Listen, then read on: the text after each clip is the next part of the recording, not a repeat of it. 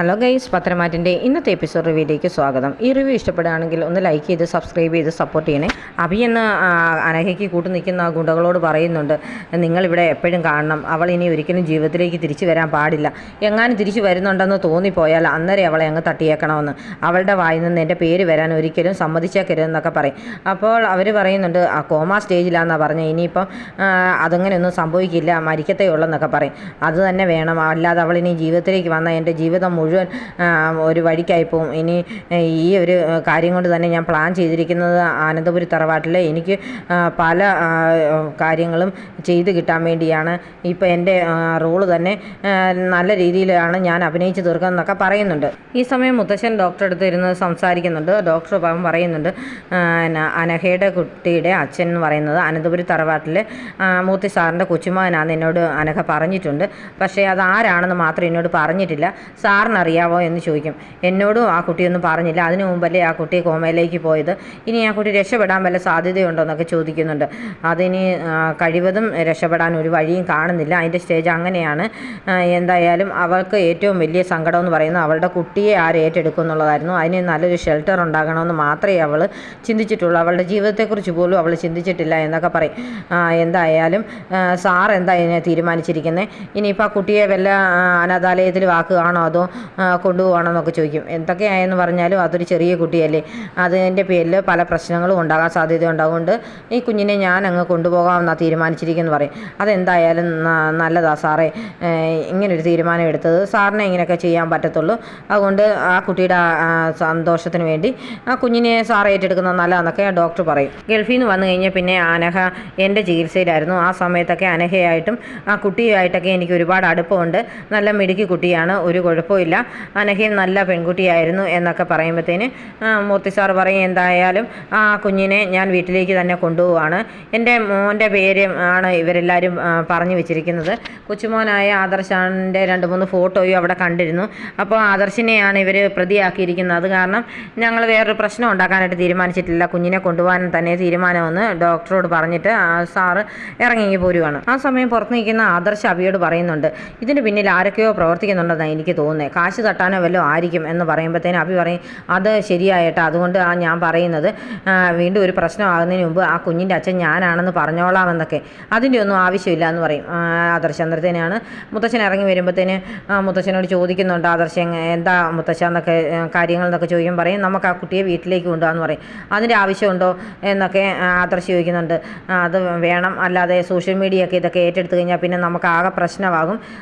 ഇവർക്കൊന്നും ഒന്നും നഷ്ടപ്പെടാനില്ല, നമുക്ക് പലതും നഷ്ടപ്പെടാനുണ്ട്. അതുകൊണ്ട് നിൻ്റെ പേരിനെ അത് ബാധിക്കുകയും ചെയ്യും, നമ്മുടെ കമ്പനിയെ അത് ബാധിക്കുക. അതുകൊണ്ട് നമുക്ക് ഈ കുട്ടിയെ കൊണ്ടുപോകാമെന്ന് പറയും. അപ്പോൾ അഭി എന്നിടെ പറയുന്നുണ്ട്, ഞാൻ ഏറ്റെടുക്കാം മുത്തശ്ശ, ഈ കുഞ്ഞിൻ്റെ അച്ഛൻ ഞാനാണെന്ന് എല്ലാവരോടും പറഞ്ഞാൽ മതി എന്നൊക്കെ പറയും. അതിൻ്റെ ആവശ്യമൊന്നുമില്ല, ഇതിൻ്റെ ബാക്കി എന്താണ് ചെയ്യേണ്ടതെന്ന് എനിക്കറിയാമെന്നൊക്കെ പറയും. അപ്പോൾ ആ വശത്തേക്ക് വരുന്ന ആ ഗുണ്ടകളായിട്ടുള്ള അവർ ഉടനെ ചോദിക്കുന്നുണ്ട്, എന്തായി സാറേ, എന്താ തീരുമാനിച്ചിരിക്കുന്നത്?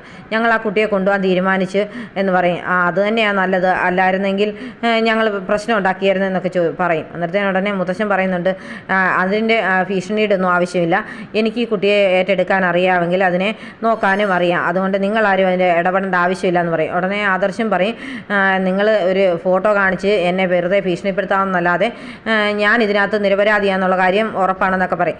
എന്നിട്ട് അവരെന്നെ പറയും, സാറെന്തിനാ ചൂടാകുന്നത്, ഇത് സാറിൻ്റെ കുട്ടിയാണെന്നുള്ള കാര്യം ഉറപ്പല്ലേ എന്നൊക്കെ പറയുന്നുണ്ട്. അന്നേരം ആദർശം എന്ന് അവരുടെ കോളറിന് കയറി പിടിക്കുകയും ബഹളമൊക്കെ ഉണ്ടാക്കുന്നുണ്ട്. അപ്പോൾ മുത്തച്ഛൻ പറയും, ഇങ്ങോട്ട് ഭീഷണിയൊന്നും വേണ്ട, എന്ത് കാര്യം ചെയ്യണമെന്ന് ഞങ്ങൾക്കറിയാം, അതിനെക്കുറിച്ച് നിങ്ങളാരും അഭിപ്രായവും പറയേണ്ട, നിങ്ങളെ കൂടുതൽ പ്രശ്നം ഉണ്ടാക്കിയാൽ എവിടെ കൊണ്ടിടണമെന്നൊക്കെ എനിക്കറിയാമെന്നൊക്കെ പറഞ്ഞ് ഭീഷണിപ്പെടുത്തിയിട്ടാണ് മുത്തശ്ശൻ ഇങ്ങോട്ട് പോകാൻ തുടങ്ങുന്നത്. ഉടനെ അവർ പറയുന്നുണ്ട്, സാറ് കുട്ടിയെ ഏറ്റെടുക്കുകയാണെങ്കിൽ പിന്നെ ഞങ്ങൾക്ക് എന്താ പ്രശ്നം, ഞങ്ങൾക്ക് ഒരു പ്രശ്നവും ഇല്ലെന്ന് പറയും. ഇവർ പുറത്തേക്ക് ഇറങ്ങി വരാൻ തുടങ്ങുന്ന ഉടനെ ചന്തുമോൾ കാറിൽ നിന്ന് ഇറങ്ങി ഇവരുടെ അടുത്തേക്ക് വന്നിട്ട് അമ്മയെ കാണണമെന്ന് പറയുന്നുണ്ട്. മോക്ക് അമ്മയെ കാണണോ, ഞാൻ കാണിക്കാമെന്ന് പറയും. അപ്പോൾ ആദർശ് പറയും, ഇങ്ങനെ വെന്റിലേറ്ററിൽ കിടക്കുന്ന ഒരാളെ കാണിക്കണോ മുത്തശ്ശ എന്നൊക്കെ. അതിനെന്താ, കുട്ടി ആഗ്രഹിച്ചതല്ലേ, ഞാൻ കാണിക്കാമെന്ന് പറയും. അപ്പോൾ അഭി പറയുന്നുണ്ട്, എന്തായാലും കുഞ്ഞ് ആവശ്യപ്പെട്ടതല്ലേ, കാണിക്കട്ടെന്ന്.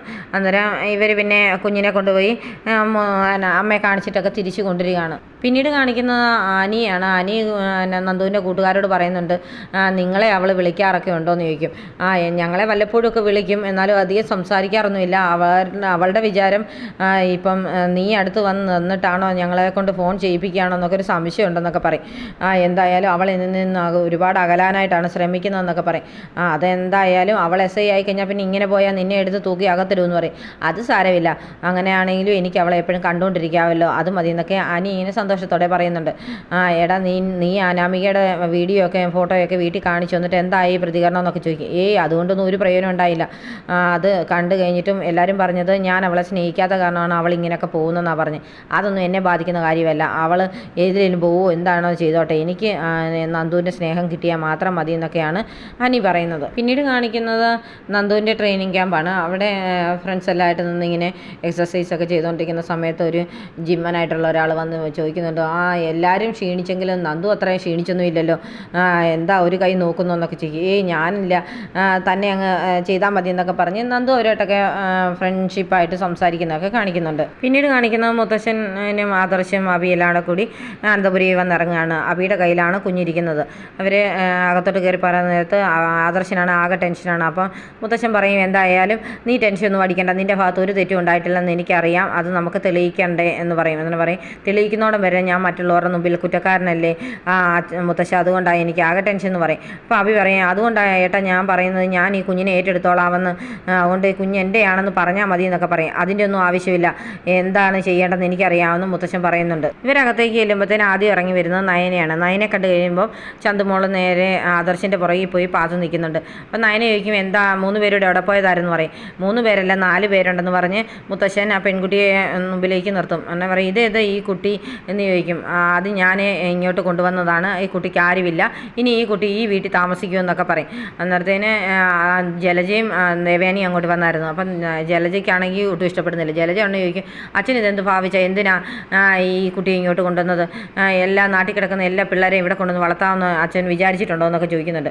അതൊക്കെ ചോദിക്കാൻ നിനക്ക് എന്താ അധികാരം എന്ന് ചോദിക്കും. ഇതുപോലെ തന്നെയാണ് ഒരു ദിവസം നീ ഇങ്ങനെ നിൽക്കുന്ന എങ്ങോട്ട് പോകണമെന്ന് അറിയാതെ നിന്നപ്പോഴാണ് ഞാൻ നിന്നെ വിളിച്ചുകൊണ്ട് വന്ന് ഇതുപോലെ ഞാനും വസുന്ധരയും കൂടെ നിന്നെ ഈ വീട്ടിലെ മകളായിട്ട് വളർത്തിയത്, അതുപോലെ തന്നെ ഈ കുട്ടി ഇവിടെ വളർന്നോളും എന്ന് പറയും. അതുകൊണ്ട് നീ ഇതിനകത്ത് അഭിപ്രായമൊന്നും പറയാൻ പോകണ്ട, ആരും ഇതിനെ ക്വസ്റ്റ്യൻ ചെയ്യാനും വരണ്ട എന്നൊക്കെ പറയും. എന്നാലും ഒരു ബന്ധവും ഇല്ലാത്തൊരു കുട്ടി എങ്ങനെയാണ് വിളിച്ച് നിർത്തുന്നതൊക്കെ ചോദിക്കുന്നുണ്ട്. എന്നാലും ഈ കുട്ടിക്ക് ആരുമില്ലേ എന്നൊക്കെ ദേവയാനി ചോദിക്കും. അതൊക്കെ ഞാൻ പിന്നീട് പറഞ്ഞോളാം, ഇപ്പം ഈ കുട്ടി ഈ വീട്ടിൽ തന്നെ താമസിക്കും, ഇതിന് വേറെ അവകാശികളൊന്നുമില്ല എന്നൊക്കെ പറയും. ഈ കുട്ടിയുടെ പേര് ചന്ദന എന്നാണ്, വീട്ടിൽ ചന്തുമോളെന്ന് വിളിക്കും, അതുകൊണ്ട് ആരും ഈ കുട്ടിയെ പേടിപ്പിക്കാനൊന്നും നോക്കുകയോ വഴക്കുണ്ടാക്കുകയോ ഒന്നും ചെയ്തേക്കരുതെന്നൊക്കെ പറയും. അപ്പം നയന വന്ന കുട്ടിയെ എടുക്കുകയും വാ മോളെ എന്നൊക്കെ പറഞ്ഞ് സന്തോഷിപ്പിച്ച് അങ്ങോട്ട് കൊണ്ടുപോകുന്നുണ്ട്.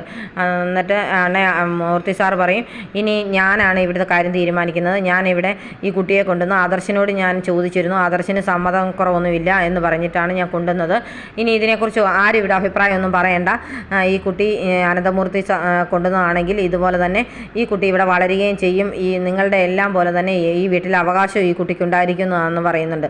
അത് കേൾക്കുമ്പോൾ ജലജയ്ക്ക് അങ്ങ് ദേഷ്യം കയറുന്നുണ്ട്. അബിയോട് ചോദിക്കുന്നുണ്ട് ജലജ, എടാ ഇത് ഏത് കുട്ടി ആരുടെയാന്നൊക്കെ, അമ്മ അതൊരു ചെറിയ കുട്ടിയല്ലേ, അമ്മ അതിനെ സ്നേഹിക്കുക, പുണ്യം കിട്ടുമെന്നൊക്കെ പറഞ്ഞിട്ട് അബി അകത്തിറങ്ങി കയറിപ്പോവും. അന്നേരത്തെ ഈ ജലജയ്ക്ക് എന്തോ ചെറിയ ഡൗട്ടൊക്കെ അടിക്കുന്നുണ്ട്. അന്നേരം ആദർശിൻ്റെ മുഖത്താകെ ടെൻഷനൊക്കെ ദേവയാനി നോട്ട് ചെയ്യുന്നുണ്ടായിരുന്നു. പിന്നീട് അബി പോയി ടെൻഷൻ അടിച്ചിരിക്കുകയാണ്, അനഘ മരിച്ചിട്ടില്ലല്ലോ, അതോർത്ത് ഇങ്ങനെ ടെൻഷൻ അടിച്ചിരിക്കുമ്പോഴത്തേന് ജലജ അങ്ങോട്ട് ചെല്ലും. എന്നിട്ട് എടാ നീ സത്യം എന്നോടെങ്കിലും പറ, നിനക്ക് വല്ല അബദ്ധവും പറ്റിയ ഇതിലുണ്ടായ കുട്ടിയാണോ അതെന്നൊക്കെ ചോദിക്കും. എനിക്കങ്ങനൊന്നും ഇല്ല, എൻ്റെ ഒന്നും അല്ല എന്നൊക്കെ പറയുന്നുണ്ട്. ഇനിയിപ്പോൾ ആദർശിൻ്റെ ആണോ എന്ന് നോക്കാം, പക്ഷേ ആദർശിന് വേറൊരു സ്വഭാവ കുഴപ്പവും ഇല്ലാത്തതാണ്, നിന്നെപ്പോലൊന്നും അല്ല അവൻ, അതുകൊണ്ട് അവനെ സംശയിക്കാൻ പറ്റില്ല എന്ന് പറയും. പിന്നെ നിന്നെ മാത്രമേ സംശയിക്കാൻ പറ്റത്തുള്ളൂ എന്നൊക്കെ പറയുന്നുണ്ട്. ഇനി അച്ഛന് വല്ല അബദ്ധം പറ്റിയതാണെന്ന് ചോദിക്കും. പറയും, എൻ്റെ അമ്മ ഇങ്ങനെ ഇത് ആരും കേൾക്കണ്ട, അല്ലേ അമ്മയുടെ ചെവിക്കലടിച്ച് പറിക്കും എല്ലാവരുടെയും എന്ന് പറയും. അല്ല അച്ഛനെ കാണാൻ ഇപ്പോഴും സ്മാർട്ട് അല്ലേടാ, ഗ്ലാമറാണ്, ആരാണേലും നോക്കിപ്പോവും, പിന്നെ സ്വത്തും ഉണ്ടല്ലോ എന്ന് പറയും. ഇനി അങ്ങനത്തെ വർത്താനമൊന്നും അമ്മ പറയാൻ പോകണ്ട, ഇനിയിപ്പോൾ ആ കുട്ടിയെ നോക്കി ഇവിടെങ്ങനെ ഇരിക്കാൻ പറഞ്ഞിട്ട് നിൽക്കുന്നുണ്ടെയാണ് അഭിക്കൊരു ഫോൺ വരുന്നത്. അഭിയെ ഫോൺ എടുത്ത് കഴിയുമ്പോൾ അഭിക്ക് ഭയങ്കര സന്തോഷമുള്ള എന്തോ വാർത്തയാണെന്ന് തോന്നുന്നു. നീ അനഘ മരിച്ചതാണോ എന്ന് അറിയത്തില്ല, എന്താണോ ഒരു സന്തോഷത്തോടു കൂടി ഫോൺ എടുത്ത് സംസാരിക്കുന്ന അഭിയെ കാണിച്ചുകൊണ്ടാണ് ഇന്നത്തെ എപ്പിസോഡ് അവസാനിക്കുന്നത്.